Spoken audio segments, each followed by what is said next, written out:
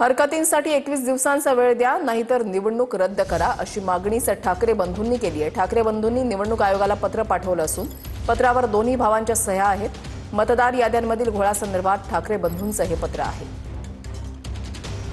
मुंबई महापालिका निवडणुकीच्या आधी ठाकरे बंधूंनी निवडणूक आयोगाला पत्र लिहिलं आहे। मतदार यादीवरच्या हरकतीसाठी निवडणूक आयोगाने दिलेल्या 8 दिवसांच्या मुदतीला ठाकरे बंधूंनी आक्षेप घेतलाय। आज मनसे आणि ठाकरेंच्या शिवसेनेच्या शिष्टमंडळाने निवडणूक आयोगाची भेट घेतली। ठाकरे बंधूंनी निवडणूक आयोगाला लिहिलेल्या पत्रामध्ये काय आहे ते पहा। निवडणूक आयोगाने 21 दिवस द्यावेत किंवा निवडणूक रद्द करावी। सर्व याद्या सुरळीत केल्यानंतरच निवडणूक घ्यावी। 5 डिसेंबर 2025 ला तुम्ही एक यादी प्रसिद्ध कराल आणि नियमाप्रमाणे आम्ही सगळं केलं असं सांगून स्वतःचं समाधान कराल। पण महाराष्ट्रामधील जनतेला ही माहिती आहे की तुम्ही अजिबात तुमच्या कामाबाबत प्रामाणिक नाही। तुम्ही स्वतःला स्वायत्त यंत्रणा म्हणवता, मग तुमची स्वायत्तता दाखवाच। ज्या मागे तुम्ही घरंगळत जात आहात ते लोक उद्या तुमच्या नरडीला नख लावतील तेव्हा तुम्हाला कळेल तुमच्यात सत्सद विवेकबुद्धी आहे असं आम्ही मानतो। पाठीचा कणा ताठ ठेवून स्वायत्ततेमधून येणारी शक्ती काय असते ते सत्ताधाऱ्यांना दाखवा।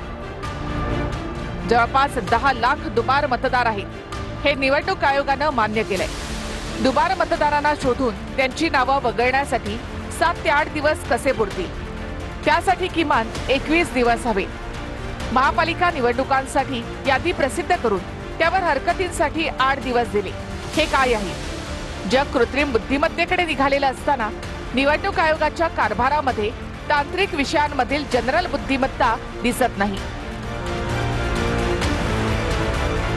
सगळेच विरोधी पक्ष आहेत, त्याच्यात शिवसेना उद्धव बाळासाहेब ठाकरे आहे, मनसे आहे, राष्ट्रवादी शरदचंद्र पवार साहेबांचा पक्ष आहे, काँग्रेस आहे, इतर सगळे जे मित्र पक्ष आहेत, ह्या सगळ्यांनीच यादी वाचन सुरू केलेलं आहे। आणि त्याच रात्री कळायला लागलं की यादीमध्ये प्रचंड घोळ झालेला आहे। प्रारूप मतदार यादीवर सजेशन ऑब्जेक्शनचा जो वेळ आहे तो कमीत कमी 21 दिवस असावा। साधारणपणे एवढा मोठा जर घोळ असेल म्हणजे 8,32,000 लोक जर शोधायची असतील तर आम्ही तरी शोधायची कशी? म्हणून कमीत कमी 21 दिवस सजेशन ऑब्जेक्शनसाठी वेळ मागून आम्ही घेतलेला आहे।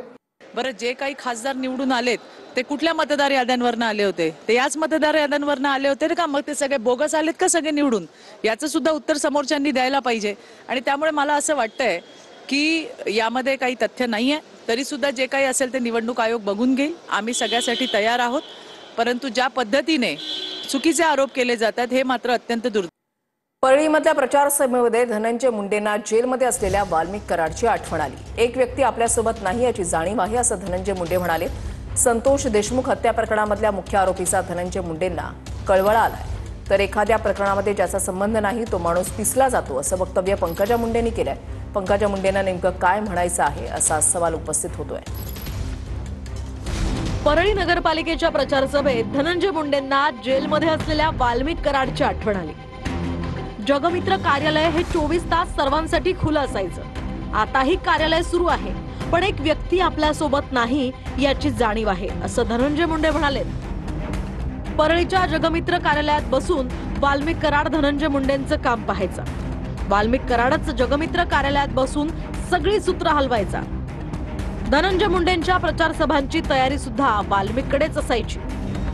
परळीच्या या प्रचार सभेतही धनंजय मुंडेंना बीडच्या कारागृहात असलेल्या वाल्मिक कराडचा कळवळा आला। 12 महिने 24 तास जगमित्र चालू होतं। जे काही असेल नसेल गोरगरिबाला मदत आपण करत होतो। आज 9-10 महिने झाले कार्यालय चालू आहे, काम चालू आहे। हे सगळं बोलत असताना आपल्यासोबत आपला एक व्यक्ती नाही याची जाणीव पण होते।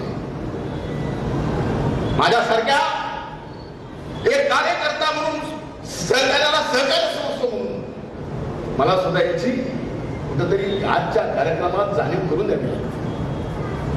काय चुकलं काय नाही ते बघेल न्यायालय, जाणीव नक्कीच। संतोष भाईची इतकी क्रूर हत्या करून तो जर म्हणत असला की मला कोणी वाचवते तर त्या धन्या दुसरा नीच माणूस या पृथ्वी तलावर दुसरा असू शकत नाही. आता तरी अजित पवारचे डोळे उघडले तर बरं होईल. अशा माणसाला अजित पवारांनी फडणवीसनी किती दिवस पाठीशी घालायचे हेही लक्षात आलं पाहिजे.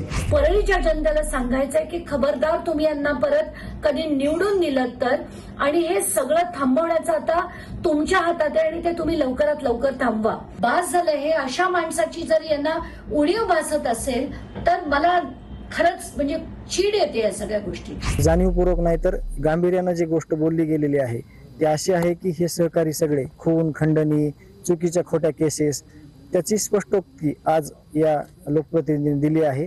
आणि हे किती जवळचे आहेत, किती चुकीचं काम करायचे, हे चुकीचे काम काही प्रमाणात बंद झाल्यामुळे यांची उणीव भासत आहे यांना. वाल्मिक कराड हा संतोष देशमुख हत्या प्रकरणातला मुख्य आरोपी आहे. वाल्मिक कराडच्या टोळीनं संतोष देशमुखांची अतिशय निर्घृणपणे हत्या केली होती. पवनचक्की कंपन्यांना खंडणी मागितल्याचाही वाल्मिक कराडवर गुन्हा आहे. अशा क्रूर व्यक्तीचा धनंजय मुंडेंना कळवळा आलाय. त्यामुळे धनंजय मुंडेंना संतोष देशमुखांच्या कुटुंबाबद्दल काहीही वाटत नाही का, असेही सवाल उपस्थित होत आहेत. परळीतल्या प्रचार सभेत पंकजा मुंडेंनी सुद्धा बीड जिल्ह्यात काही जणांची बदनामी झाल्याचा दावा केलाय. एखाद्या कारणामुळे एखाद्या व्यक्तीची बदनामी होते असं पंकजा मुंडे म्हणाल्या. गव्हाबरोबर किडेही रगडले जातात असं वक्तव्य सुद्धा पंकजा मुंडेंनी केलंय.